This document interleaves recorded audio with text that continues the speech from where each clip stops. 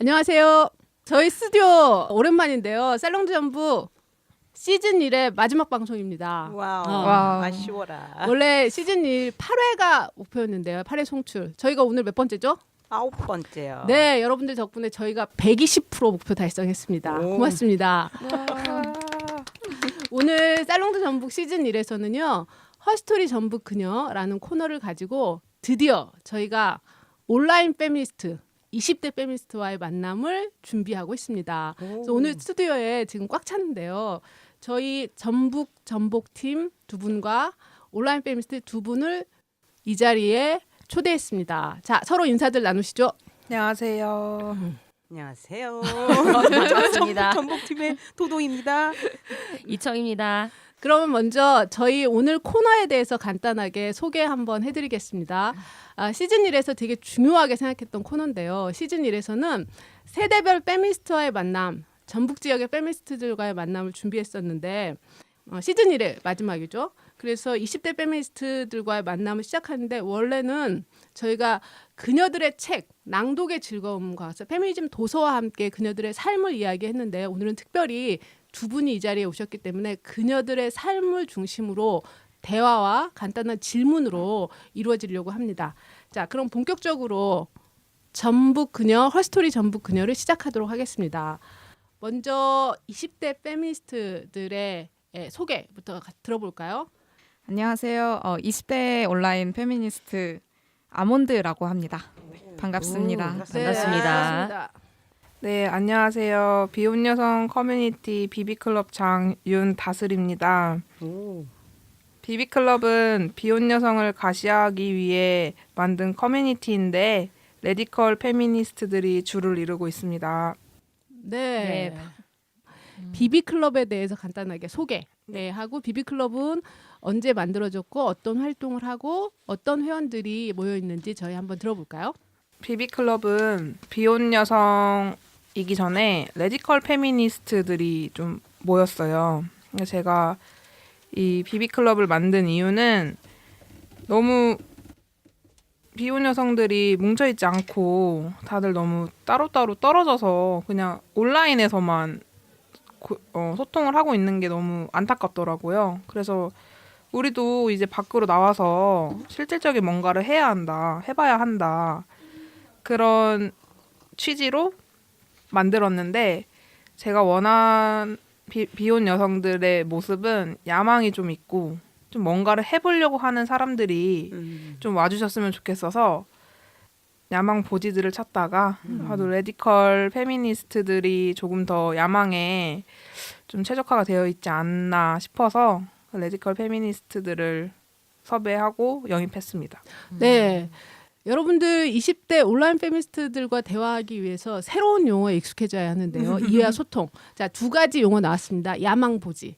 저는 20대 페미니스트를 보면서 참 놀랐던 건 하나가 용어에 대해서 새롭게 쓴다라는 거예요. 용어에 대해서 새롭게 개념을 만들기도 하고 기존의 가부장제 안에서 여성 혐오의 발언을 어떻게 하죠? 재맥락화 시켜가지고 여성들에게 힘을 주는. 그래서 굉장히 이게 치유의 효과도 있으면서 한편으로는 인파워링하는 효과도 있는 것 같아요.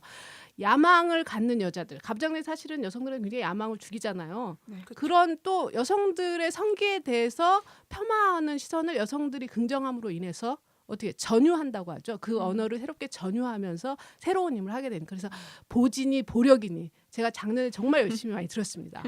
그래서 기존에 이런 터부시됐던 걸 통해서 여성들이 또 새롭게 각성하게 되기도 하고 힘을 주는 것 같기도 해요. 좋아요. 야망보지들이 모인 레디컬 페미니스트 모임이라 기대가 되는데요. 자, 여러분 얘기를 계속 한번 들어보도록 하겠습니다. 자, 지금 얘기한 것처럼 비비클럽은 2017년에 내서 2018년 사이인 것 같은데요. 지금 얘기를 한번 들어보죠. 왜냐하면 여성운동이 가장 큰 흐름이 2015년부터 시작됐잖아요. 그 이상한 아이가 나는 페미니스트가 싫어요. 왜 싫어? 도대체 저한테 뭐 해주는? 그게 2015년에 있었던 이야기거든요.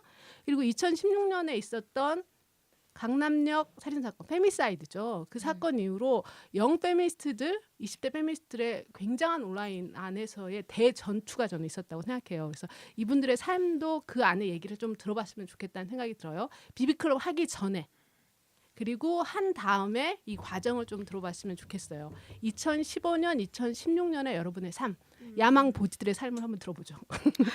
뭐하고 지내셨어요? 2015년, 2016년. 아, 저부터 말씀을 드리자면 제가 2015년에는 재수를 했었어요. 그리고 2016년에 새내기로 들어갔는데 저는 사실 강남역 살인 사건이 있었을 때도 아주 무지한 정말 머릿속이 꽃으로 가득한 그 환상 속에서 살고 있는 사람이었거든요.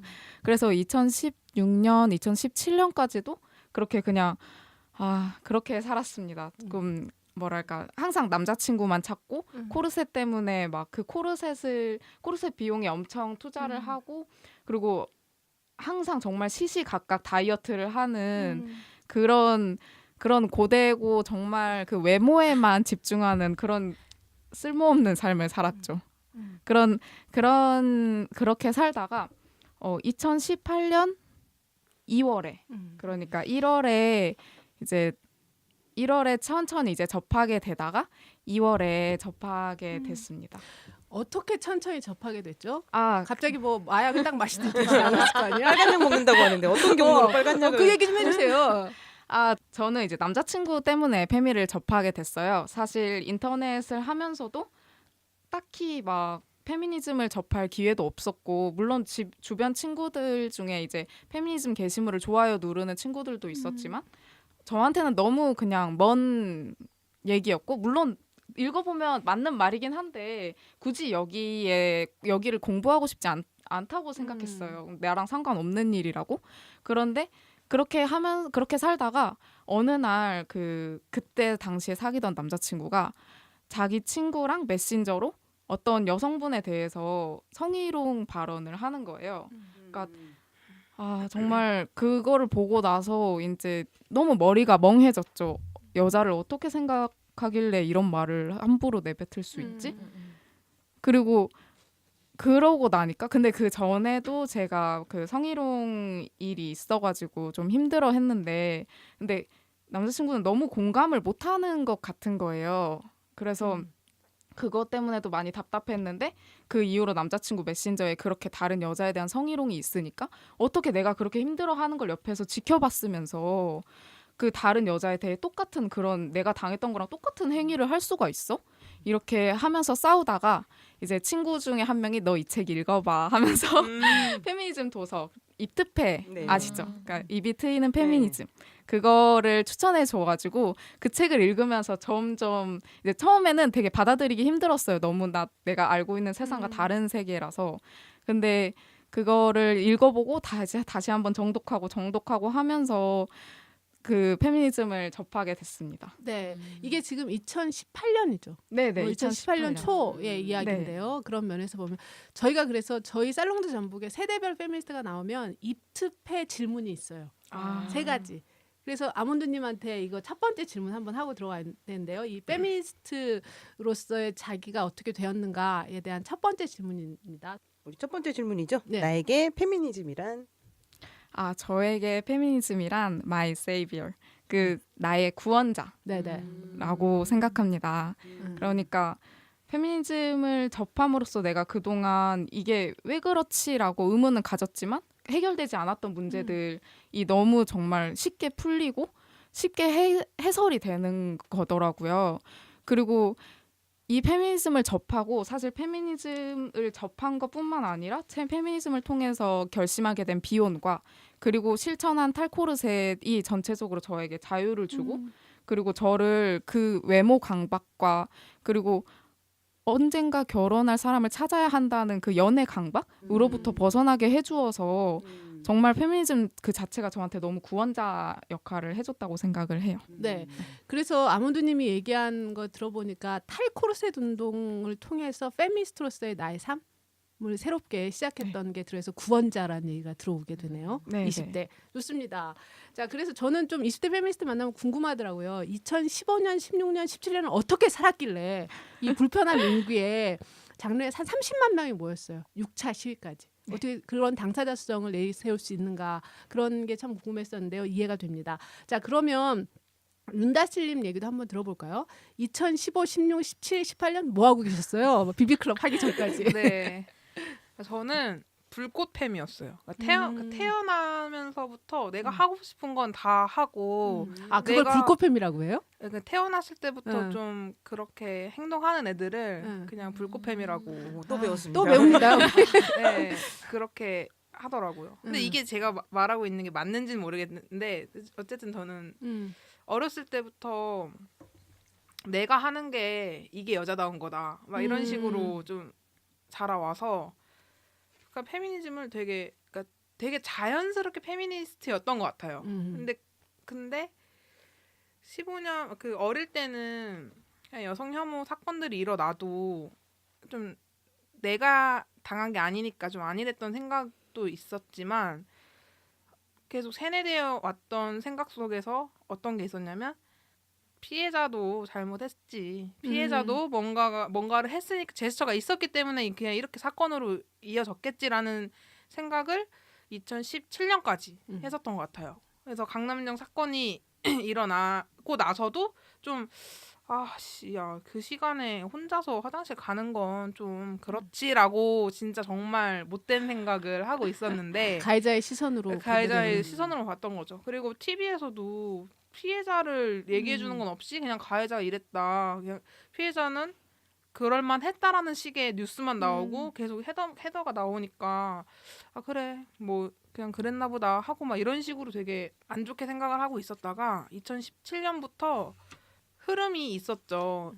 16년 그 강남역 사건이 나고 나서 2017년부터 페미니즘에 대해서 공부를 해야 된다라는 여론이 있었어요. 네네네. 그래서 대대적으로 네, 책들이 나오기 시작했고 맞아요. 젊은 친구들이 모임을 많이 하기 시작했죠. 저도 어릴 때부터 좀 여초 카페에서 굉장히 좀 활동을 많이 했었는데 거기서 좀 정보 공유하는 것을 보면은 한 페이지의 반절은 다 페미니즘 책으로 추천을 하는 거예요, 사람들이. 그래서 뭐야 이게. 그 분위기가 2017년이죠. 네, 2017년, 그러니까 2016년부터 2017년까지 계속 여초에서는 페미니즘 책을 읽자, 우리가 공부를 해야 된다. 그래서 페미니스트라는 단어도 막 엄청 나오지가 않았고 그냥 페미니즘 책 이게 되게 명명이 되어서 그래서 추천이 올라왔어요. 그래서 저도 책 읽는 거 좋아하니까 한 권, 두 권 이런 책을 읽으면서 진짜 내가 그동안 생각했던 것들이랑 되게 다르다. 내가 가해자 시선으로만 피해자를 너무 억압하려 들었구나라는 거를 깨달으면서 진짜 제대로 공부를 해야겠다 싶어서 페미니스트라고 하시는 사람들의 영상도 찾아보고 막 책도 보면서 페미니스트로서 나도 좀 페미니스트라는 좀 책임감을 가지고 나도 행동을 해야겠다 해서 그때부터 좀 가해자 시선으로 피해자를 바라보는 것들은 다 버리고 여성만 좀 도와줘야겠다는 행동을 하려고 마음을 먹었던 것 같아요. 2017년까지. 그래서 네네. 2018년엔 제가 행동을 했죠. 네, 그래서. 좋습니다. 그래서 여성만 이렇게 얘기하면서 자연스럽게 레디컬 페미니즘에 대해 접하게 됐던 것 같은데요. 그래서 비비클럽 안에 있는 레디컬 페미니즘에 대해서 잠깐 얘기하면 좋을 것 같다는 생각이 들어요. 비비클럽 전과 비비클럽 후의 삶에 대한 이야기를 한번 자연스럽게 넘어가 보죠. 자, 그러면 넘어가기 전에 입 트는 질문. 네, 나에게 페미니즘이란 문다슬님의 대답을 들어보지요. 네, 저에게 페미니즘이란 여성 해방 운동입니다. 네네. 자, 너무 쉬운 말이지만 또 어려운 말이죠. 네, 다른 걸 섞지 말고 그냥 여성만 챙기면서 여성만 해방했으면 좋겠어요. 그래서 그 말에 수많은 이야기가 들어있는데요. 지금 여러 가지 이야기 중에 여성만이라고 하는 키워드에 대한 이해에 대한 이야기를 좀 들어봤으면 좋겠는데요. 자, 여성만이라는 얘기 좀 해주시겠어요? 나는 왜 여성만인가? 네, 그동안 저희는 가부장제에 의해서 발목 잡힌 것들이 참 많아요. 근데 그게 여자니까 느끼는 것들이 참 많잖아요. 근데 남자들은 공감 능력도 떨어지고 저희를 이해를 못하면서 이해를 한다는 식으로 막 말을 하는데 저는 솔직히 말해서 남자 페미니스트는 없다고 생각을 하거든요. 네. 네, 왜냐하면 그냥 정상인이에요.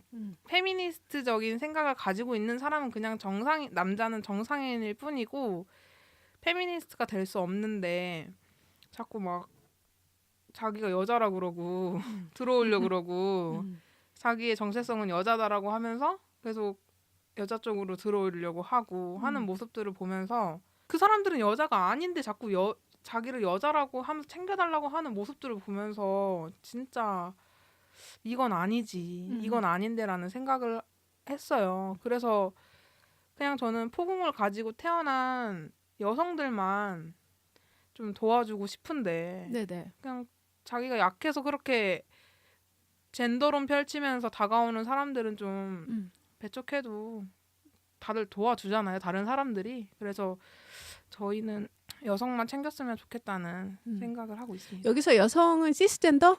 네네. XX 양수체만 챙기고 싶습니다. 네, 여러분이 지금 얘기하는 과정인데요. 여기 또 나왔던 포궁만 챙기겠다 이런 얘기했거든요. 포궁이란 용어 또 아시죠? 네. 우리는 자궁이란 용어를 쓰지 않고 포궁이란 단어로 해서 새롭게 또 용어를 하게 되는데요.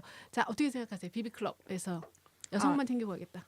저는 사실 그 페미니즘이 뭐 모두를 위한 페미니즘 이렇게 한다는 것 자체가 너무 모순이라고 생각을 하거든요. 왜냐하면 페미니즘의 어원 자체가 여성을 위한, 여성에 의한 여성의 운동인데 거기에다가 모두를 위한다고 한다는 거는 다른 여성 외에 다른 것들을 눈치 보겠다는 얘기로밖에 안 들리거든요. 왜냐하면 여성을 위한 여성의 운동에서 여성이 아닌 다른 여성이 가장 밑바닥에 있는 거를 깨닫는 게 페미니즘인데 그거를 뒤로 하고 어떤 뭐 성소수자, 뭐 장애인 그런 약자들을 더 난민 뭐 이런 약자들을 더 우선시한다는 거는 이미 여자가 밑바닥에 있다는 걸 부정하는 거거든요. 그래서 그 안에는 여성이 여성의 얘기만 한다는 게 너무 이기적으로 보일까 봐. 그래서 난민도 챙기고 환경도 챙기고 장애인도 챙기고 이렇게 하는 그런 마인드가 아닐까라는 생각도 들고 사실 그렇게 뭐 다른 것들을 다 챙기다 보면 어쨌든 여성은 항상 뒷전이 되거든요.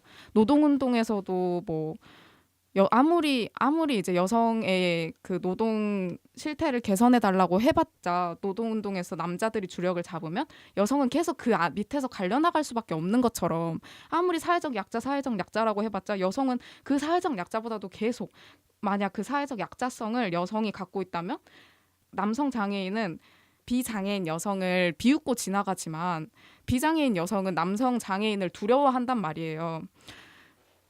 그 장애인이라는 약자성이라던가 난민이라는 약자성이어도 남성이기만 하면 어쨌든 여자보다 위에 있다는 거를 조금 알았으면 싶고 그렇기 때문에 저희는 좀 더 그냥 여자만 챙겼으면 좋겠어요. 여자만 챙긴다는 그 안에 장애인 여성과 성소수자 여성 그리고 난민 여성까지 다 포함되어 있다는 거를 알고 여성만 데리고 나아갔으면 좋겠다고 생각하고 있습니다. 네. 성별 권력 관계를 가장 우선시 두겠다. 이렇게 이해를 하고요. 특히 이제 사회적 약자와 함께 가는 여성 운동이라고 하는 부분에서의 다른 시각을 가지고 있는 걸 20, 30대에서 볼 수 있고요. 그거는 불편한 용기 하면서도 많이 얘기가 됐던 지점인 것 같아요. 이런 비비클럽 안에서의 이 두 가지가 공유된 친구들이 모인 것 같아요. 그렇죠. 레디칼이라는 것과 함께 또 한편으로는 여러분들이 생각하는 야망보지라고 하는 부분. 그래서 비혼이라고 하는 개념이 또 얘기가 되는 것 같아요. 자, 비혼이라고 하면서 비비클럽의 회원들 이야기를 좀 해봤으면 좋겠는데요. 비비클럽이 현재 지금 몇 분이나 같이 활동을 계시나요? 지금 현재 22명이 있습니다. 자유롭게 참여가 가능한가요? 저희는 입회 자격이 있나요? 자격이라 함은 네네. 포비를 지향하고 포비 잠깐 얘기해 주시겠어요? 네, 포비는 비혼, 비출산, 비연애, 빅섹스를 말하는 건데요. 이거를 비비탄이라고 하거든요. 비비탄 비비탄을 장착한 사람? 비비탄을 장착하고 탈코르셋을 한 사람을 우선적으로 받고 있어요. 비비클럽에서는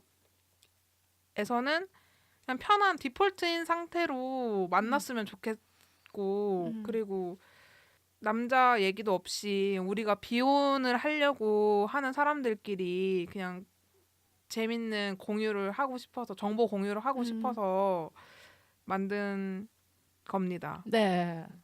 현재 그 안에서 어떤 활동이 이루어지고 있나요? 아몬드님 좀 얘기해 주시겠어요? 네, 어떤 활동에 참여하고 계세요?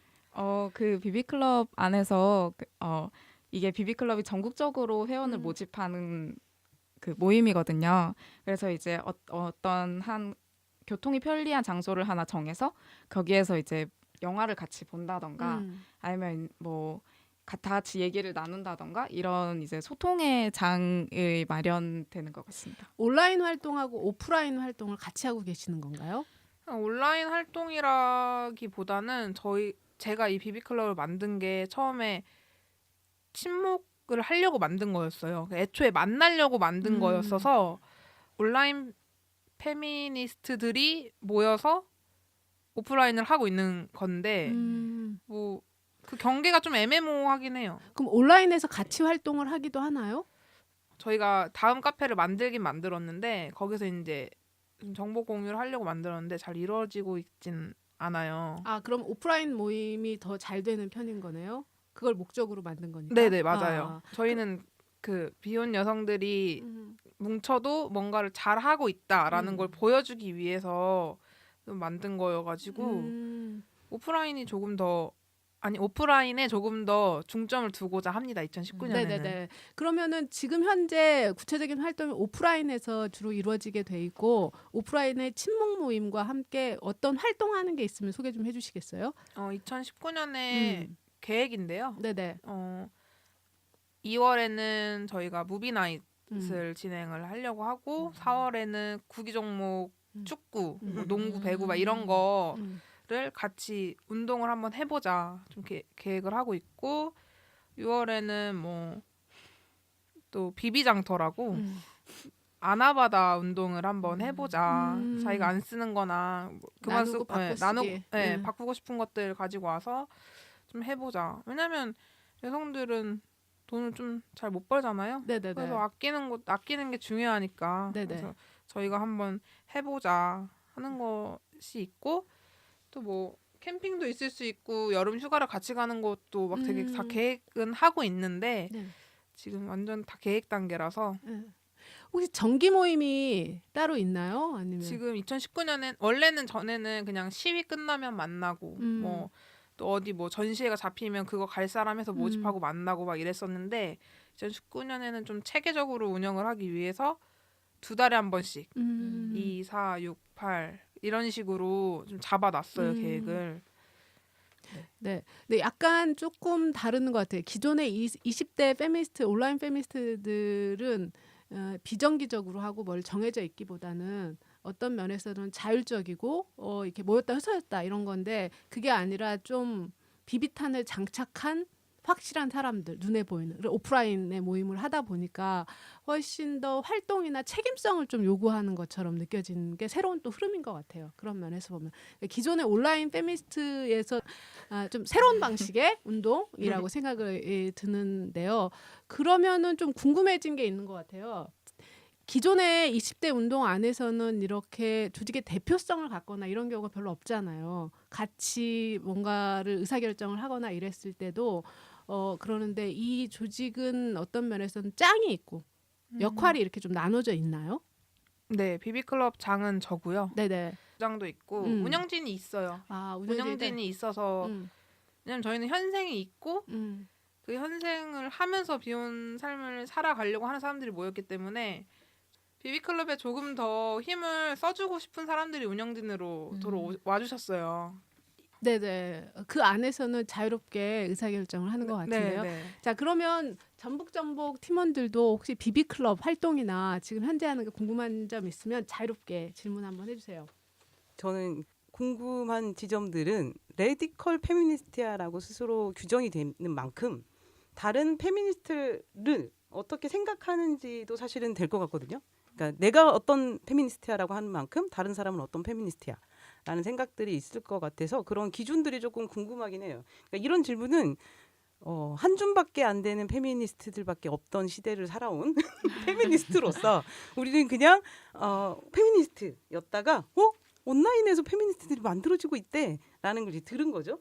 그래서 오프라인에서 만나는 페미니스트와 온라인에서 활동하는 페미니스트 이렇게 접하면서 조금씩 그 어떤 사안에 대한 생각들의 차이를 이제 배워가고 있는 도중인 페미니스트 입장에서 제가 그런 궁금증이 들어요. 어디서부터 설명을 해드려야 될지 모르겠는데 일단 레디컬은 기본적으로 포비를 장착하고 있고요. 그러니까 더 나아가서 6B까지. 그러니까 포비는 비혼, 비출산, 비연애, 비섹스라면 6B라면 6B는 이제 비남성, 비소비. 소비. 네. 이렇게 자본주의 사회 살면 안 돼. 이제. 네. 나 육비 하고 있어.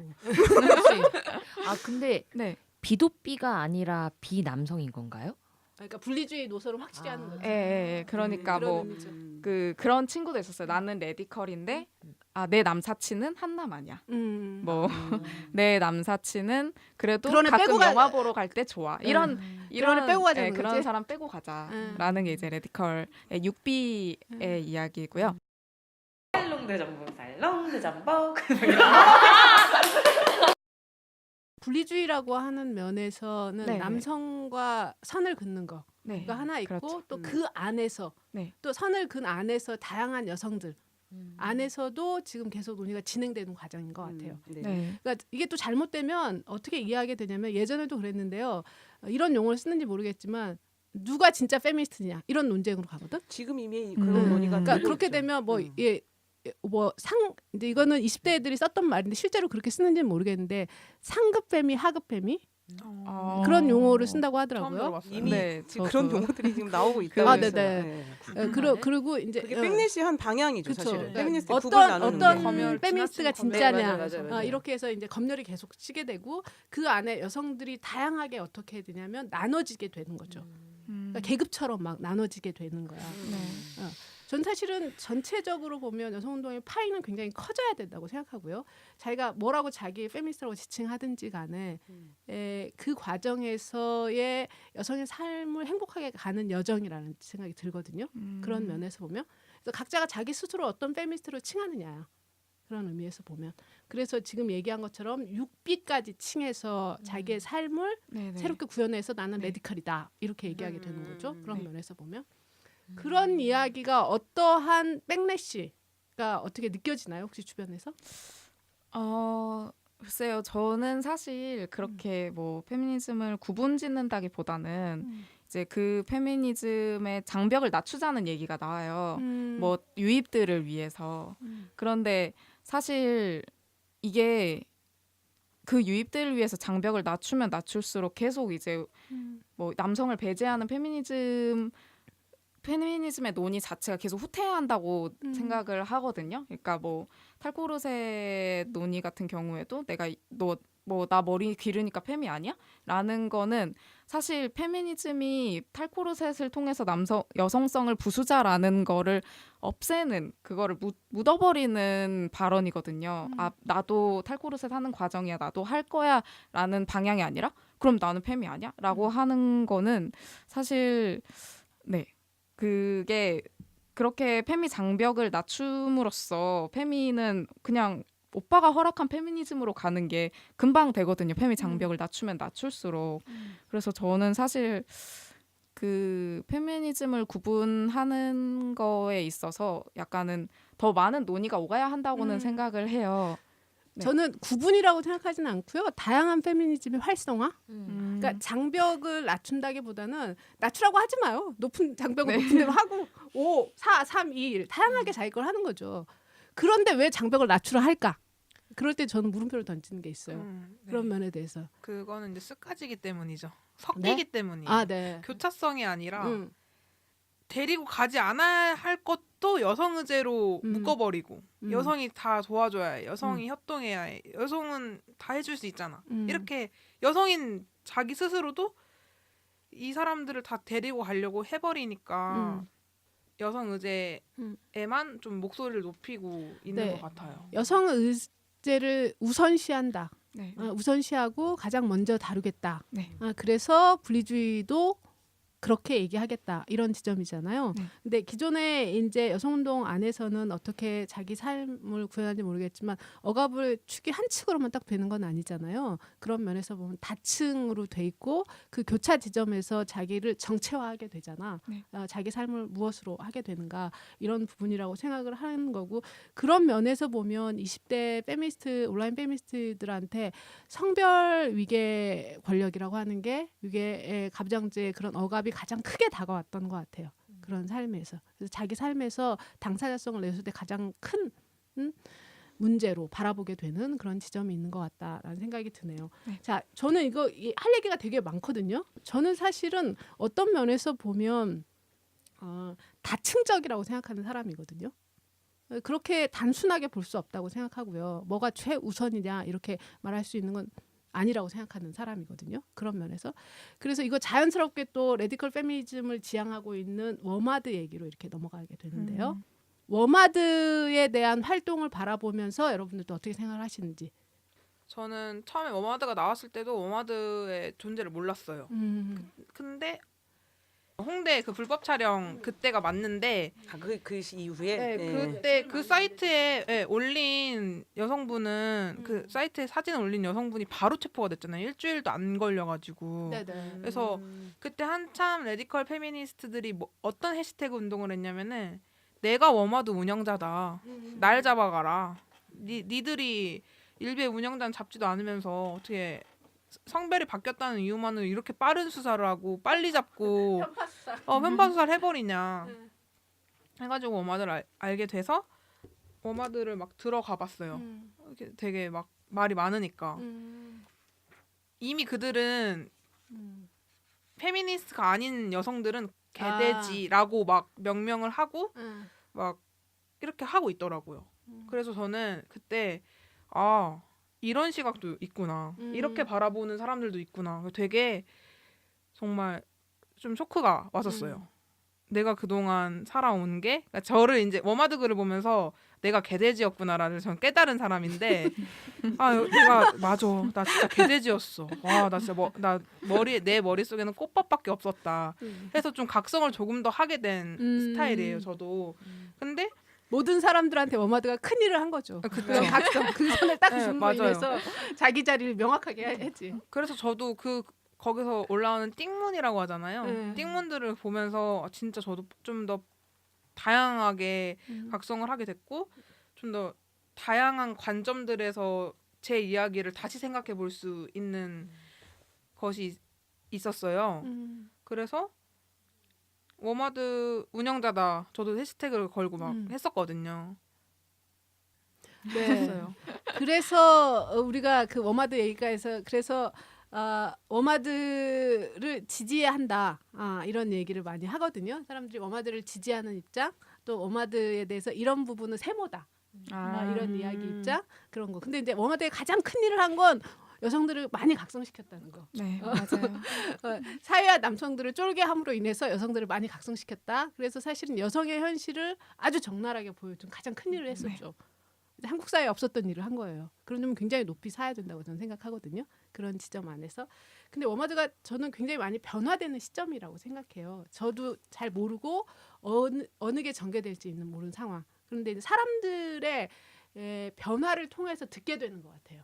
그런 면에서 오늘 이렇게 또 참여해서 봤을 때 나라는 사람이 이렇게 변하게 됐다 이런 과정인데요.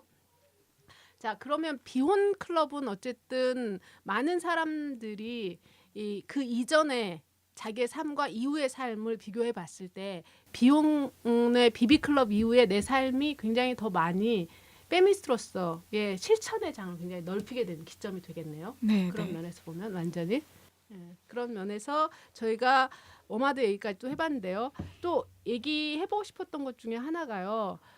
온라인에서 어떻게 이렇게 오프라인으로 나오게 됐는가가 저는 참 궁금하더라고요.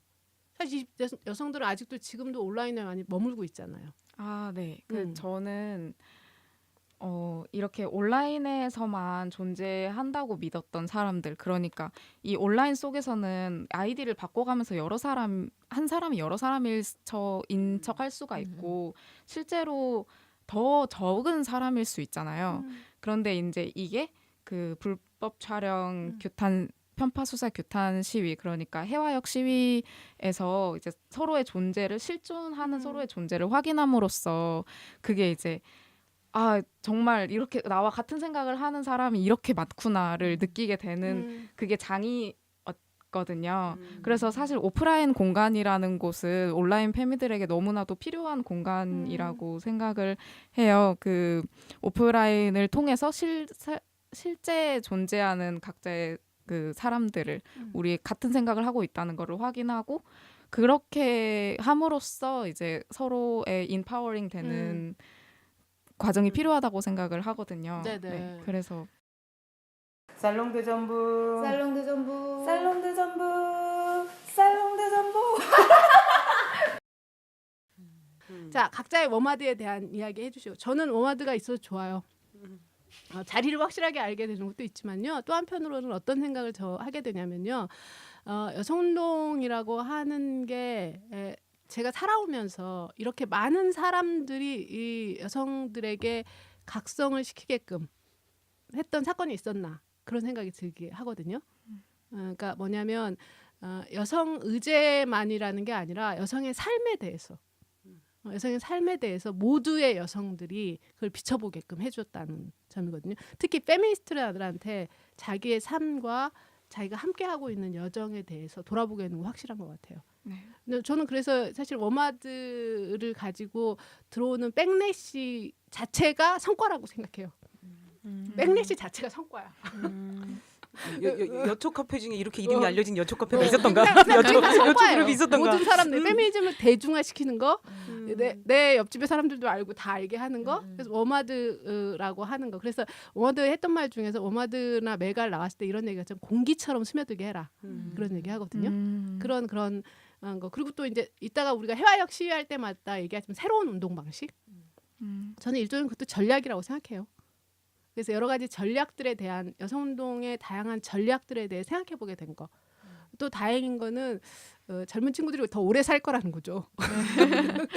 다양한 전략과 전술을 구사해야 된다는 거죠. 자기 삶에서. 저는 그렇고요. 자, 여러분들은 워마드에 대해서 또 얘기해 주시기 바랍니다. 그러니까 메갈리아 워마드 이후에 여성들의 각성이 늘어난 건 사실이고, 그러니까 그건 저는 그 운동의 언어를 했던 페미니즘이 이제 여성들의 일상의 언어가 돼갔다는 신호탄 같은 느낌이에요. 그런 효과가 사람들이 어디에 있든 어디에 자리하고 있든 각성이 가능했던 언어들을 워마드 메갈리아가 줬다라고 생각이 되고, 그래서 페미니스트가 되는 아까 진입장벽 살짝 얘기했는데, 그러니까 다른 의미로 진입장벽이 확 낮춰진 느낌 있죠. 그러니까 배운 여성들, 그러니까 그 언어를 이해할 수 있는 여성들만 사실은 페미니스트가 될 수 있었던 그 구조들의 긴 시간들이 있었단 말이에요.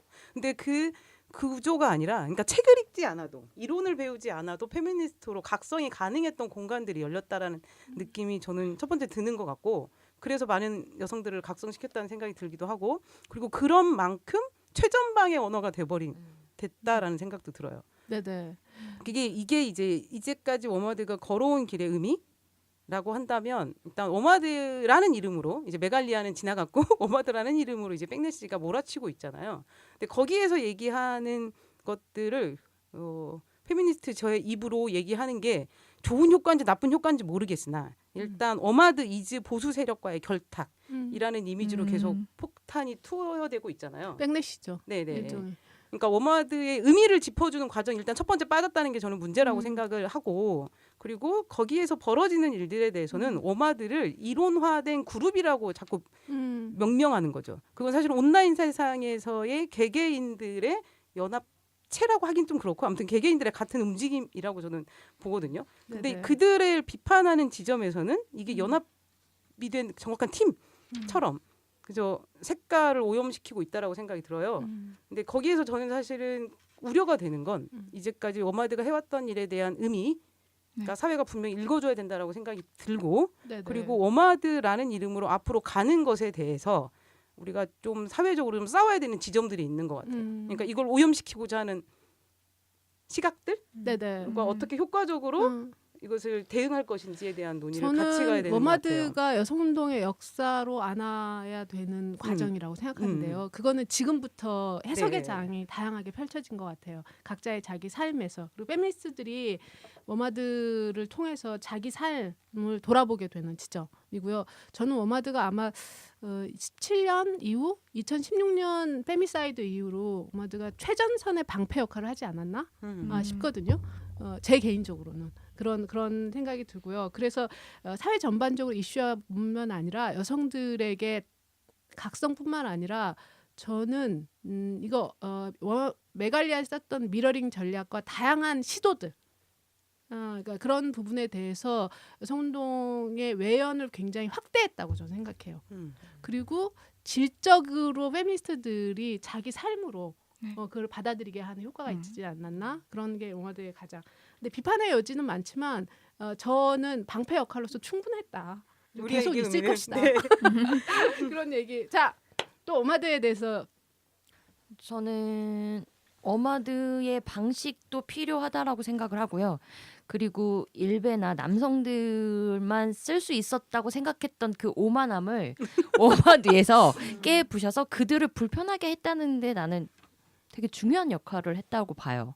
네. 그러면서 그 젊은 친구들 그리고 지금 나이가 있는 페미니스트들까지도 많은 생각을 하게 하는 여지를 주지 않았나. 그러니까 회화역 시위 때부터 해가지고 주도적으로 그들이 앞장서서 공간을 섭외하고 그리고 모이게 하고 그런 역할을 되게 많이 했잖아요. 그래서 지금의 페미니즘에서 되게 큰 역할을 하고 있다라고 생각을 하거든요.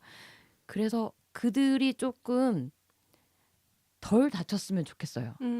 그런 지점들이 있어요. 지금 해와역 시위도 잠깐 쉬는 게 자기 자체 정비를 하겠다라고 하지만 스스로 활동했던 사람들 사이에서 상처도 많이 받았을 것 같고 그걸로 인한 것을 어떤 식으로든 수습하기 위한 시간이 필요했기 때문에 잠깐 쉬고 있는 거라고 생각을 했거든요. 그러니까 그들이 좀 덜 다쳤으면 좋겠고 그들을 지지하는 사람들이 그 주변에 보이진 않지만 있다는 걸 좀 알아줬으면 좋겠어요. 네네. 네네. 어쨌든 저희가 지금 오마드 얘기를 하게 되면서 여러분 안에 있는 페미니즘과 페미니스트 그리고 한국의 여성운동의 현실 그러니까 다양한 교차 지점을 생각하는 키워드인 것 같아요. 그런 지점에 대해서 이런 자리가 저는 더 많이 가져야 된다고 생각하는데요. 왜냐하면 이제 왜냐하면 저는 2016년, 2017년에 제 인생에 여러 가지 키워드가 있었는데요. 그 중에서 워마드가 들어가고요. 그런 지점에서 그런 과정에서 비판적 지지라는 말이 있는데요. 저는 사실은 지지와 응원에 대한 이야기가 되게 많아요. 그러니까 그런 부분에 대해서 내 삶에서 어떻게 앞으로 받아가는가 이런 지점을 얘기하고 싶었고요. 그래서 여러분들이 자연스럽게 또 해화역 시위로 넘어가게 될 것 같아요. 작년에 뜨거웠죠. 6번의 해화역 시위였는데 자 인증 한번 할까요? 얼마나 갔는지 자유롭게. 여기는 일단 다 참여한 적이 있는 사람들만 있는 것 같아요. 네. 개인적으로 저는 인증을 하자면 제가 갔는데 메갈한테 간식 봉다리를 받았어요. 제가 예전에 그게 써놨는데 너무 더웠었거든요. 아마 그때가 해화역 3차인가 7월달에 갔을 때였을 거예요. 거기 보면 이제 그런 문구가 들었어요. 자유류 그때 그런 말 했었잖아요. 자유류하고 이거 먹고 힘내셔 이렇게 써있었어요. 그래서 이제 애기 보면 한남 때려잡는 매 이렇게 해가지고 그런 스티커를 해가지고 과자랑 사탕이랑 이런 거 막 뿌렸었거든요. 그래서 제가 그걸 받았답니다. 그래서 먹고 얘기를 했었던 게 기억이 나요. 그래서 제가 놀랐던 건 20, 30대 여성운동의 새로운 거는 새로운 운동 전략이에요. 그 불편한 용기가 구성되었던 거. 그런 방식, 그러니까 의제를 선택하는 방식도 있었고요. 그 안에서 전개되는 데모 방식, 그리고 이제 성명서 낭독하거나 외치는 아주 세세한 그런 부분까지 굉장히 이제 새로운 흐름이다라고 하는 게 제 개인적인 그때 느낌이었어요. 아 정말 새로운 시대구나. 그리고 또 이제 온라인 안에서의 익명성이 오프라인 안에서의 주체적으로 등장했을 때 어떻게 문화들이 만들어지는가. 그거 아주 생생하게 볼 수 있는 기회였어요. 그리고 또 이제 올드 페미니까 너무 힘들더라고요, 사실은. 맞아 말입니까? 뜨거운 여름. 아니 뭐 그렇기도 진짜 하고. 자, 여러분 어떠셨나요? 얘기 좀 해주세요. 저 먼저 얘기를 해드리자면 저는 3, 4, 5, 6차 시위를 갔었는데요. 그 처음 1차 때는 이제 각성을 덜 한 상태였고 그리고 이제 2차 때는 이제 그냥 핑계를 대면서 너무 서울 멀다 하면서 안 갔었는데 이제 3차 때는 처음 용기를 가지고 갈까 말까 하다가 가게 됐죠. 근데 거기에서 정말 많이 울었어요. 그냥 너무 그러니까 나와 똑같이 생각하는 정말 많은 여성들 사이에서 같은 구호를 외치고 있다는 거. 그리고 이제 그 퍼포먼스나 뭐 어떤 이제 계속 사회자분이 말씀하시는 거나 이런 게 그리고 삭발 퍼포먼스에서도 계속 언급하시는 그 말들이 너무 그 억압된 감정들을 풀어주는 역할을 해주셔가지고 처음 거기서 정말 많이 울고 그다음 이제 계속 와야겠다. 이게 바로 나의 그 인파워링의 장이다라는 생각이 들어서 계속 이제 3차, 4차, 5차, 6차까지 계속 참여하게 됐죠. 2, 3, 4차 간 것 같아요. 네. 더울 때. 더웠죠. 정말 더웠죠. 마지막이 광화문이었던 것 같고 일단 저한테 큰 의미를 뽑는 거라면 저는 동시대를 살아가고 있는 다른 여성들을 이해할 수 있는 것을 많이 배운 것 같아요. 네네. 그러니까 예를 들어서 생물학적 여성이라는 말에 대한 의미가 현장에 가보니까 좀 이해가 되더라고요. 그러니까 그게 경험으로 이해가 되는 거예요. 네. 일단 나는 그렇게 쾌적한 시위는 처음 봤어요. 냄새 나지 않고요. 맞아요. 기존의 다른 시위들에 가면 예를 들어서 촛불 집회만 갔어도 되게 불편한 언어들 그리고 여기저기 술 먹은 사람들 그리고 남에게 위협되는 행동을 멋대로 하는 사람들 이게 같이 광장에 나온 시민들의 일들이었거든요.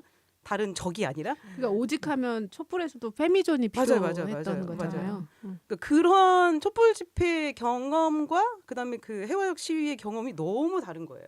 생물학적 여성이 주는 내 체감할 수 있는 영향력이라는 것들에 나한테 어쨌든 영향을 줘서 체감이 다르니까 생각을 하게 되더라는 거예요. 지금 동시대를 살아가고 있는 여성들의 생각들이 이런 맥락에서 나왔구나라는 개념들이 되게 확 이해가 되는 거죠. 그리고 그건 사실은 불법 촬영과 관련된 의제하고도 관련이 있었고 그리고 또 하나 또 얘기해주고 싶은 건 시위가 돌봄의 시위가 한 거예요. 아까 말씀하신 것처럼 간식주죠. 그다음 물주죠. 그리고 같이 시위를 하러 온 개개인들이 서로에게 불편함이나 그다음에 불편함이 없도록 일단 구호가 나와요.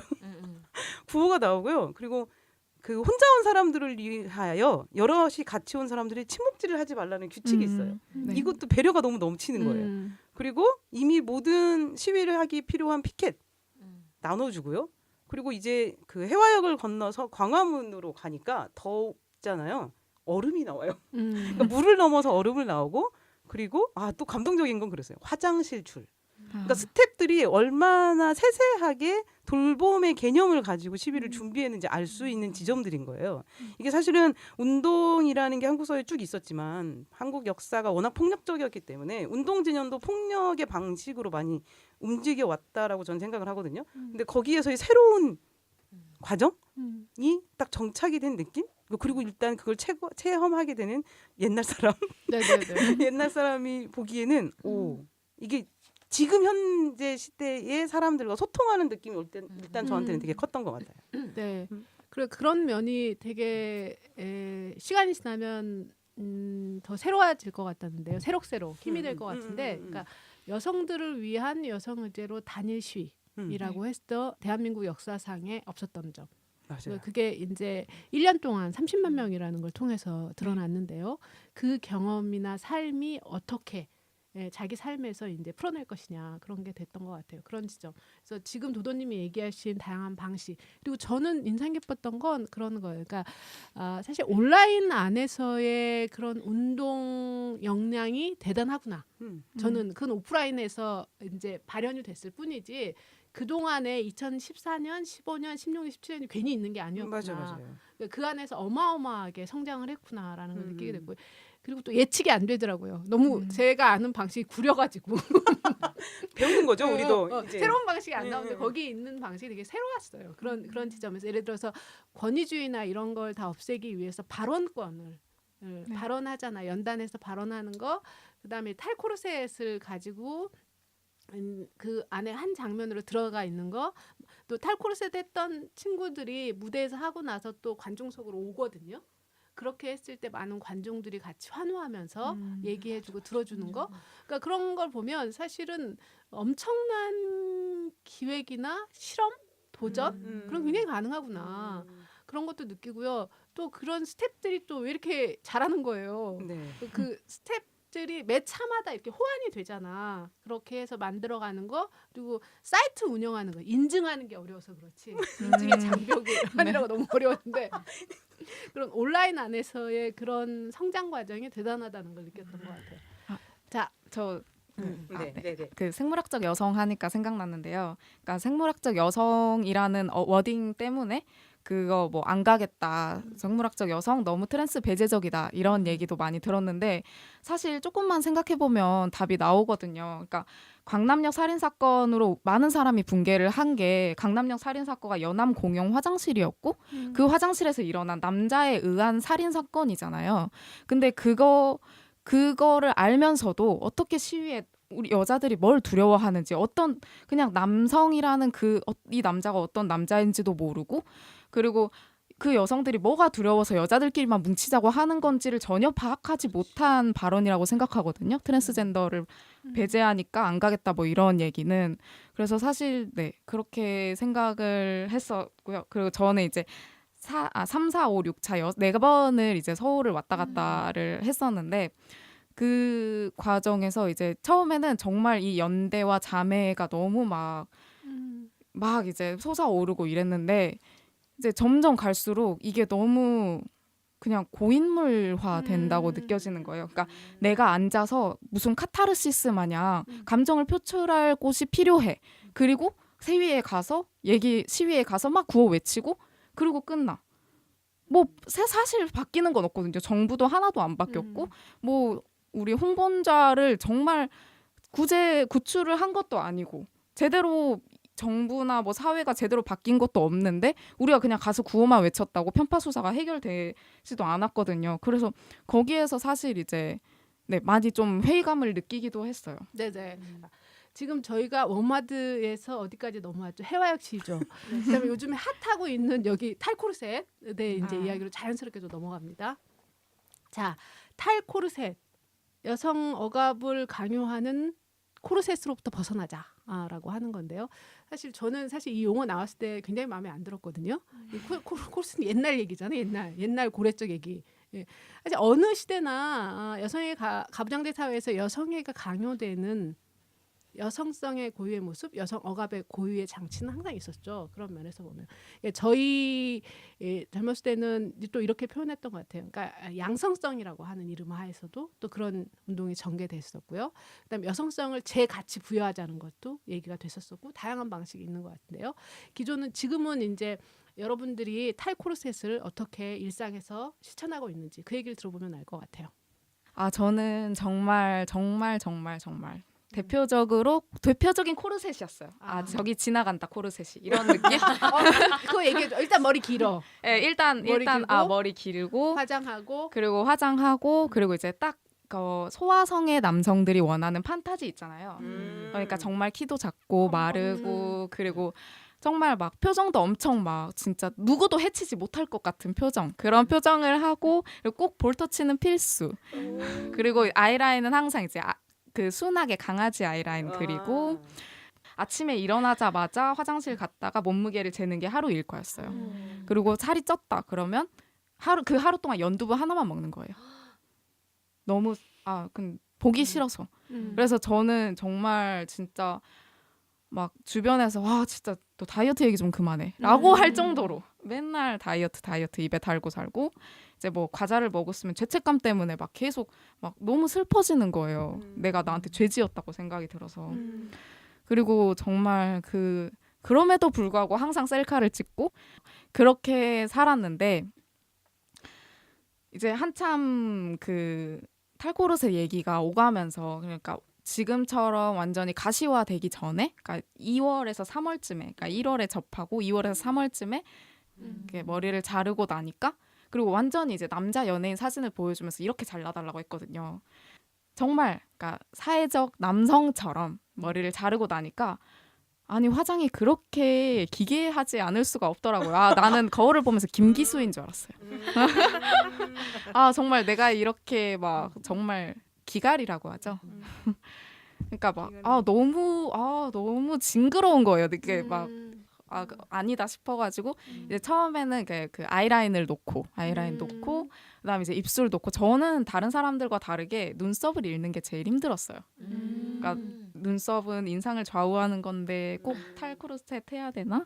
이렇게 스스로 막 합리화하면서 그러면서 이제 눈썹은 꼭 그리고 다니고 이제 눈썹이 가려울 때가 있잖아요. 털이 나는 건가? 어쨌든 눈썹이 막 가려울 때는 이제 긁지 못하죠. 그 눈썹 때문에 세수를 못해요. 밖에서 더워도. 그거 하나 때문에. 그래서 그 시간을 참 오래 갔다가 이제 그 다른 이제 페미니스트 여성분을 보면서 이제 점점 눈썹을 연하게 하다가 이제는 눈썹을 완전히 버리게 됐죠. 네. 네. 제 탈코르셋의 이야기는 저는 2, 3년 전에 탈색을 한번 해봤는데 친구들이 너무 잘 어울린다는 거예요. 저한테. 야 너는 탈색모가 진짜 네 머리였어야 해. 네 탈색모가 너의 디폴트 값이야 라고 계속 그렇게 칭찬을 해주는 거예요. 그래서 저는 한 달에 2-3번 막 진짜 많게는 4번까지도 탈색을 하면서 계속 그 머리를 유지했거든요. 한 2년 동안 계속 밝은 머리만 유지하다 보니까 내 머리 이 잠깐 나오는 이 검은색 그 뿌리들이 너무 싫은 거예요. 그래서 아씨 이거 나오면 애들이 뿌리 염색 언제 하냐고 계속 나한테 뭐라고 하는데 뿌리 염색 하라고 하기 전에 내가 빨리 해야지. 막 이렇게 해서 막 맨날 미용실 가고 막 이런 강박들이 23살에 생긴 거예요. 그 전에는 그냥 남성성이라고 하는 그 모습들을 유지하고 있어도 그냥 다슬이 너는 역시 멋있어 막 이렇게 해줬던 친구들인데 제가 잠깐 꾸미기 시작하니까 바로 그냥 저한테 외모 칭찬 이거 너무 이뻐 너랑 잘 어울려 이렇게 해버리는 거예요. 그래서 저는 되게 눈물이 들었던 거죠. 그래서 23살 때 뭐 탈색을 못 잃어가지고 계속 탈색을 하고 있는 와중에 머리가 밝으면 화장법도 되게 다 바뀌어야 되잖아요. 제가 그동안 했던 화장법들이랑 다 그래서 회색 렌즈만 고집하고 컬러 렌즈만 막 파란색 렌즈만 고집하고 외국인처럼. 근데 그거를 계속 하다 보니까 두피가 너무 안 좋아진 거예요. 두피 질환이 생기고 두피가 계속 두피가 벗겨지고. 근데도 저는 그거 애들이 나를 이뻐해주고 내가 한 달에 한 번이라도 나갈 때마다 좀 더 좋은 사람이 나를 좋게 봐주는 게 더 좋으니까 계속 그걸 유지했던 거예요. 그러니까 생각해 보니까 두피도 안 좋아지고 그 염색 때문에 눈도 더 막 안 좋아지고 막 이러는 모습을 내가 왜 계속 해야 되지? 왜 계속 이거를 유지를 해야 되는 거지?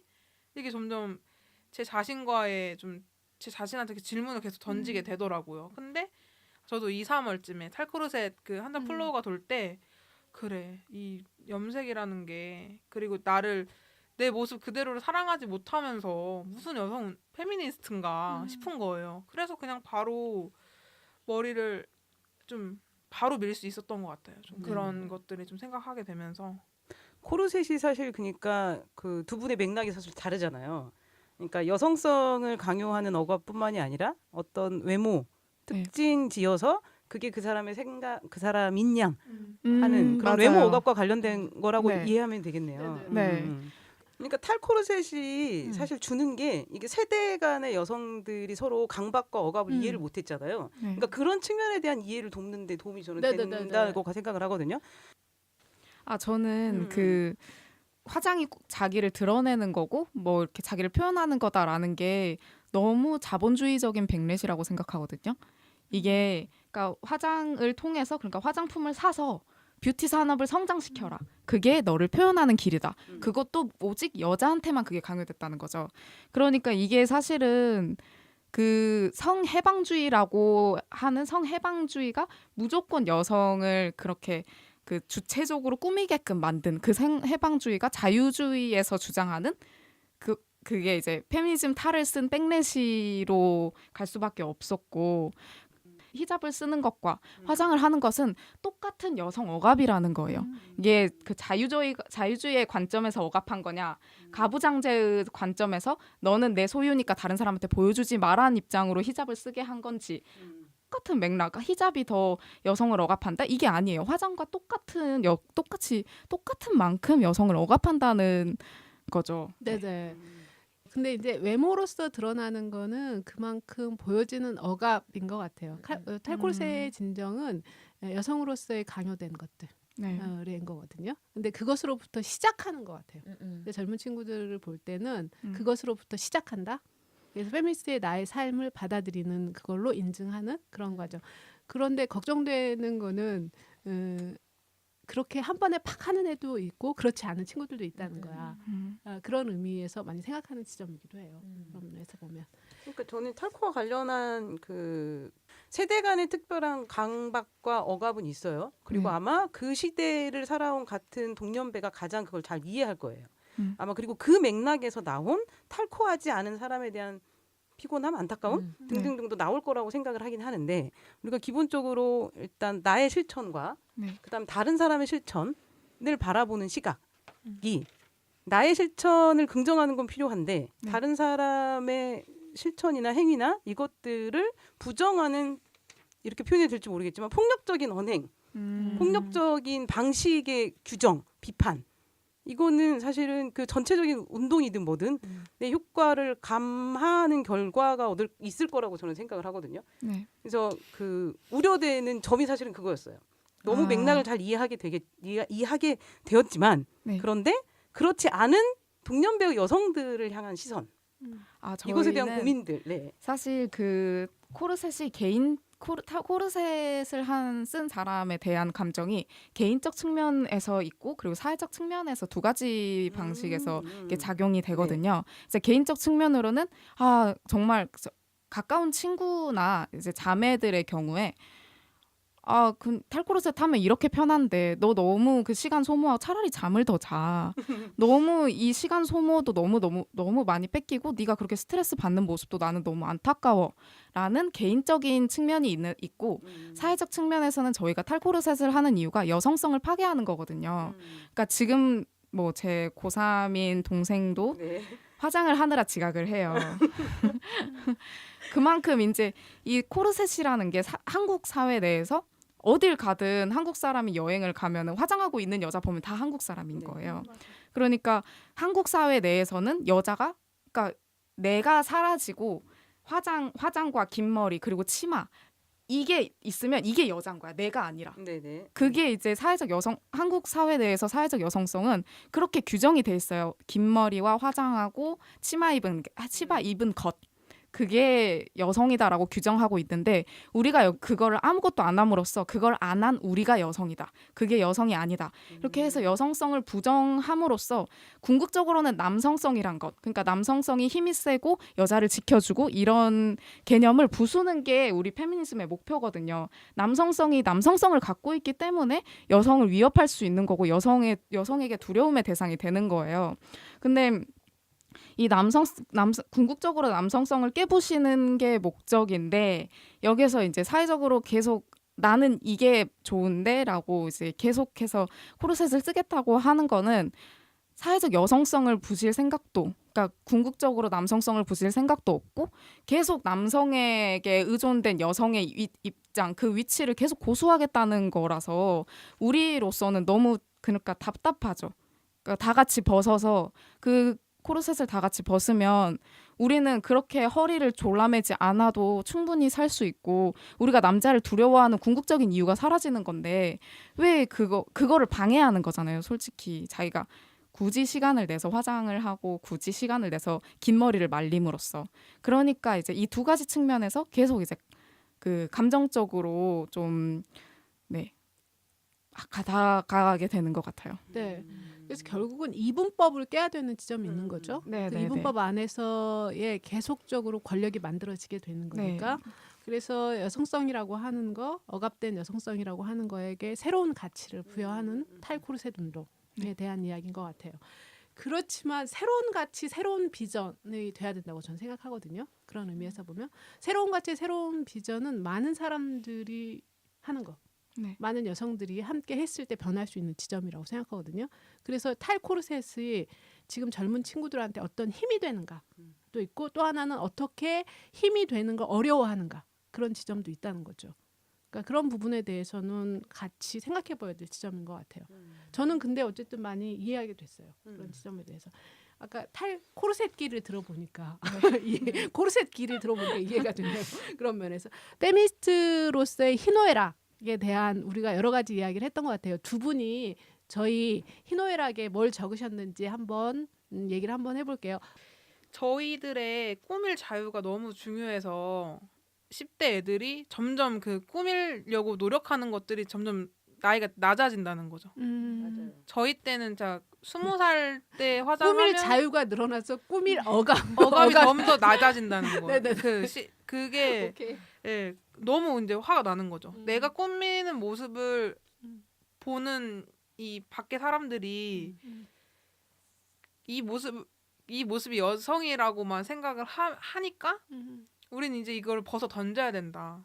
근데 이거를 그래서 저희가 탈코르스를 하고 있는 사람들이 밖으로 나오는 것도 이 모습을 봐라. 이 모습을 이게 여자다. 이게 나고 이게 여잔데 뭘 더 바라냐. 이렇게 말하고 있음에도 불구하고 자기의 그 꾸밀 자유가 너무 중요해서 아직까지도 화장을 하고 있는 사람들한테 너무 화가 나죠. 그다음에 두 번째 쓰신 것 중에 에? 페미니스트로 살아가는 슬픈 걸 좀 볼까요? 저희가 계속 꾸밀 자유를 얘기하는데 꾸밀 자유가 중요하다 보니까 점점 어린 애들이 그 용돈 받는 돈으로 화장품을 사고 계속 그 뷰티 산업을 일으켜주는 20대는 이제 점점 탈코르셋을 하고 있는데 10대들은 더 뷰티 산업을 성장시켜주는 거예요. 그래서 그 아이들이 그 돈을 안 쓰고 그 화장할 시간을 줄여서 더 맛있는 걸 먹는다든지 잠을 잔다든지 하면 성장에 도움이 되는데 자기를 위해서 쓰는 시간? 자기를 위해서 쓸 수 있는 시간을 10대 때부터 계속 화장 꾸미는 거 꾸민 노동에 대해서 막 시간을 소비하다 보니까 이 아이들이 20대가 돼도 계속 외모 강박 외모에 대한 그 집착을 하게 되면서 발전이 없는 삶을 살게 되는 게 전 너무 슬프더라고. 슬플 네네. 것 같아요. 그렇게 네. 살게 되면은. 네. 자, 그러면 또 한 분 얘기 들어볼까요? 아, 그런 말이 있죠. 행복한 페미니스트가 되려고 했지만 화가 나서 할 수가 없다. 행복한 페미니스트가 어떻게 됩니까? 이 가부장제 사회에서.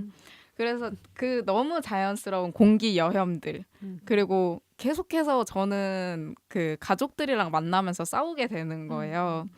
그러니까 꼭 여자는 이래라는 말을 안 했으면 좋겠는데 뭐 여자는 쇼핑을 좋아하고 남자는 경쟁을 좋아해 뭐 이런 정말 그 스테레오타입을 너무 뭐 이게 왜 차별이야 당황하면서 얘기를 하는 거나 아니면 이제 뭐 수업 시간에 뭐 주택 적금을 들었다 이런 얘기를 하면은 뭐 준비된 신부감이다 이런 얘기를 한다던가 나의 모든 행동은 결혼하기 위함이야? 그런 정말 그 공기 여혐에 화나는 일이 정말 많아서 물론 절대 포기하지 않겠지만 네, 이렇게 화나는 일들이 있다. 네. 그다음에 저는 이제 페미니스트를 결심하면서 사실 페미니즘을 배우고 나서 즐겁거나 이렇다기보다는 페미니즘을 통해서 결심하게 된 탈코르셋과 그리고 비혼 이게 저한테 너무 그 즐거움 그 자체더라고요. 그러니까 처음 비혼을 결심했을 때는 되게 이제 내 인생을 내가 책임져야겠다는 생각 때문에 뭔가 무거운 게 덜컥 내려앉는 느낌이었어요. 그러니까 내 인생이 누구에게도 의탁되지 않는구나. 라는 걸 생각하면서 근데 이게 너무 싫지 않은 거죠. 그러니까 내가 결혼이라는 그 결혼을 하면서 30대에는 애를 낳아야 되고 뭐 이런 그 나이 제한이 있잖아요. 근데 그거 나를 올감했던 그 나이 제한의 기준으로부터 탈피를 하니까 이제 내가 못할 게 없겠는 거야. 그러니까 정말 내가 뭘 배워도 늦지 않았고 그러니까 내가 뭐 진짜 당장 죽는 것도 아니고 나한테 나이가 어떻게 제한돼 있는 것도 아닌데 나는 너무 이제서야 자유로워진 거죠. 탈코르셋과 함께 비혼이라는 게 나를 너무 자유롭게 풀어줘서 이게 정말 페미니즘의 즐거움이 아닌가라고 느꼈습니다. 그래서 듣다 보니까 비혼으로서의 삶이 이 페미니스트로서의 삶 네. 그리고 비혼으로의 삶이 탈코르셋의 삶 뭐 이렇게 얘기가 좀 되는 것 같아서 여러분들을 훨씬 더 가깝게 느끼게 됐던 것 같아요. 살롱드 전부. 살롱드 전부 살롱드 전부 살롱드 전부 오늘 일단 우리가 만난 적이 별로 없어요. 저는. 네. 근데 레디컬 페미니스트를 네. 레디컬 페미니스트를 만나고 그리고 직접 경험을 듣는 게 저한테는 되게 좋았던 것 같아요. 그러니까 예를 들어서 탈코르셋을 하게 된 맥락이나 그 경험 자체가 그 앞에 어떠한 생각보다 저한테는 이해가 팍 왔어요. 네. 그러니까 그게 서로의 맥락을 이해하는 과정들이 지금 시대 한국 사회를 사는 여러 페미니스트에게 좀 필요하다라는 생각이 들기도 해요. 그런데 지금 우리가 여기 와서 논쟁은 하진 않았지만 사실은 여러 세대의 페미니스트들의 논쟁의 피로감이 쌓인 상태잖아요. 그래서 제가 말하면서도 조심스러운 게 일단 저는 그런 논쟁에 별로 끼어든 적이 없어서 잘 모르겠지만 어쨌든 온라인에서 활동하신 분들은 그 논쟁을 많이 지켜봤을 거고 논쟁을 해온 경험들이 있잖아요. 그래서 이렇게 옛날 페미니스트들과 만나서 제가 이제 불편하다는 걸 어느 정도 표현을 하니까 그러니까 그걸 들었을 때의 피로감이 드셨지 않았을까라는 게 사실은 조금 신경이 쓰이거든요. 아, 우리 지금 현재 네, 만났을 때 이런 피로가? 그렇죠. 뭐 직접 물어보면 필요했어요. 자, 이거 자연스럽게 오늘 했던 소감으로 넘어가는 것 네. 같아요. 아. 그렇게 해서 제가 먼저 할게요. 네. 그러니까 저는 그러니까 생각보다 너무 일상이었던 것들을 공부하시고 이렇게 배우면서 저희를 이해하시려고 하는 모습이 너무 좀 감명 깊었다고 해야 되나? 감동이었다고 해야 되나? 그러니까 생각보다 이해할 게 별로 없을 것 같았어요. 그냥 우리는 하나고 우리가 뭐 말이 잘 안 통할까 이런 고민이 없었는데 생각보다 많은 노력을 해주셨기 때문에 지금 저희와 얘기가 잘 통한다는 것을 알게 되었고 얘기하면서도 우리도 진짜 정말 많이 공부도 해야 되고 이해를 하려고 노력을 해야만 이 얘기가 잘 통하겠구나라는 것이 좀 생각이 들었어요. 그래서 오늘 저희들 때문은 아니겠지만 어쨌든 계속 여성 의제에 대해서 진지하게 생각을 하고 실천하려고 하시는 것에서 지금 이렇게 막 20대들을 이해하려고 노력하시는 모습이 정말 제가 배워야 될 점이라고 저는 생각합니다. 네, 고맙습니다. 아몬드님 오늘 네. 어떠셨어요? 오늘 정말 이렇게 이렇게 이제 만나서 이렇게 얘기하고 사실 이 팟캐스트라는 플랫폼도 정말 저한테 너무 신선하거든요. 저한테 팟캐스트는 너무 듣는 용도였기 때문에 실제로 팟캐스트를 한다는 것도 너무 감회가 새로웠고 그리고 이제 정말 다슬님이 말씀해주신 것처럼 저희는 사실 저희 이제 영페미들 사이에서는 나 리페미아라고 하면 얼마나 같은 생각을 가지고 있는지가 이제 디폴트로 깔고 가거든요. 근데 이제 여기서는 그 화장이 그 주체적인 그거였던 시대를 살아오신 분들하고 또 이제 이 얘기를 함께 하니까 또 이해를 해야 하는 그런 거인 게 이제 얼마나 코르셋이 심했는지를 이해해야 하고 그리고 이제 이해하려고 해주시는 게 너무 정말 감사드리고 그리고 이번에 이제 이렇게 얘기를 나누면서 좀 더 그 세대 간 페미의 그런 갈등이 조금 더 이렇게 좀 완화됐으면 하는 마음입니다. 네, 고맙습니다. 근데 비비클럽은 만나보면서 온라인 안에서의 어떻게 오프라인으로 진화하는가? 이런 과정이 있고요. 사실 해화역시가 이렇게 진화돼야 된다고 저는 생각하는 지점이 있어요. 그러니까 그런 지점이고 다음번에도 또 다양하게 꼭 만나뵀으면 좋겠다는 생각이 또 듭니다. 저는 저의 핵심은 어떻게든 힘 모아서 세력화돼서 바꾸자 주의거든요. 그래서 지평을 굉장히 넓히는 과정이고요. 그 지평을 넓히는 과정에서 이해가 되는 지점이 있어요. 저는 페미니즘을 판단하고 싶지는 않거든요. 이해하고 싶어요. 억압의 층도 다르고 살아가는 과정이 다르기 때문에 그런 지점이 오늘의 자리가 되고 역시 제가 공부를 많이 하게 됐네요. 이런 면에 대해서. 제가 공부한다는 건 현실의 삶을 알게 됐다는 그런 지점이에요. 만나는 자리를 통해서 더 좋네요. 저는 저번에 다슬님하고만 만났을 때랑 또 아몬드님이랑 같이 만났을 때랑 또 느낌이 또 다르더라고요. 어느 정도까지 이해했구나라고 했는데 아직 덜 했구나라는 걸 깨닫게 됐고 이분들의 얘기를 좀 더 듣고 싶다라는 생각을 하게 됐어요. 그러니까 안 그러고 싶지만 가지고 있는 편견들이 있잖아요. 지금까지 살아온 시대가 있으니까. 그러니까 근데 그거를 계속 만나면서 조금씩 깰 수 있게 되는 그런 지점들이 생기는 것 같아요. 네네. 비비클럽의 두 말고도 더 여러분들이랑 네. 다 같이 만나서 얘기를 해보면 더 재밌겠다라는 생각을 했습니다. 네, 제가 운동권 패미들 쫙 모아가지고 다시 한번 네. 올드 패미들 쫙 모아서 언니들 모아서 네, 살롱드 전북의 큰 꿈이죠. 네, 또 이렇게 게스트들만 가지고 1년에 한 번 또 할 건데요. 네. 자, 좋습니다. 그러면 제가 그렇게 고대하던 마지막 질문은요. 2019년 네. 올해 꼭 하고 네. 싶은 일에 대한 이야기예요. 여러분들은 2019년 뭐 개인적으로도 그렇고 함께 하시는 분들하고도 그렇고 그렇게 하면서 신년에 저희 시즌 1의 마지막을 장식하려고 합니다. 자, 올해 어떤 꿈들이 있으신가요? 먼저 오늘 오신 온라인 페미니스트 비비클럽에 하시는 분들 얘기 들어볼까요? 올해 꼭 이루고 싶은 거, 하고 네. 싶은 거. 저는 현재 제 디폴트인 모습으로 유튜브 채널을 운영하고 있는데요. 지금 구독자가 2,900명이 조금 넘었어요. 와. 그래서 올해 2019년에는 10,000명을 목표로 그 중에 저 한 명 있어요. 감사합니다. 저도 있어요. 저도 있어요. 네, 그래서 많은 사람들이 이런 모습의 사람도 잘 살아가고 있다라는 것을 보여주고 싶은 게 저의 목표입니다. 네. 그렇습니다.